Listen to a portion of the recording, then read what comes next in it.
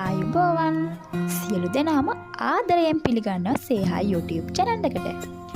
තවමත් ඔයාලා මගේ channel එක subscribe කරලා නැත්නම් දැන්ම subscribe කරන්න. අද මම මේ වීඩියෝ එකෙන් ඔයාලට අරගෙන ආවේ මගේ ගෙදර හදපු මගේ පුංචි මිරිස් පැල වගාව ගැන.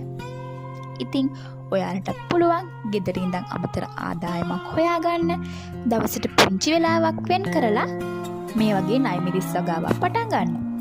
ගොඩක් අය හිතනවා මේක හරි අමාරු දෙයක් කියලා. ඇත්තටම නැහැ. මිරිස් වගාව කියන්නේ ගොඩක් සල්ලි උපයන්න පුළුවන් දෙයක්. මේ වෙද්දි මිරිස් වගාව කියන්නේ ගොඩක් ප්‍රසිද්ධ දෙයක්. හැමෝම වගේ කරනවා මේ දේ. මේ තියෙන්නේ මගේ ණය මිරිස් වගාවේ මුල් අදියරේ ෆොටෝස් කිහිපයක්.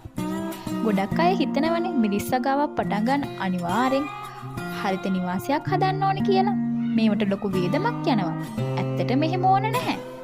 මේ මගේ මිරිස් වගාව කරලා තියෙන්නේ සාමාන්‍ය පරිසරයක. හරිත කුටියක් ඇතුලේ නෙමෙයි. ඉතින් ඔයාලත් නිකන් ඉන්න එකේ try කරලා බලන්නකො මේ වගේ දෙයක් කරලා මාසෙට අමතර ගාණක් හොයන්න.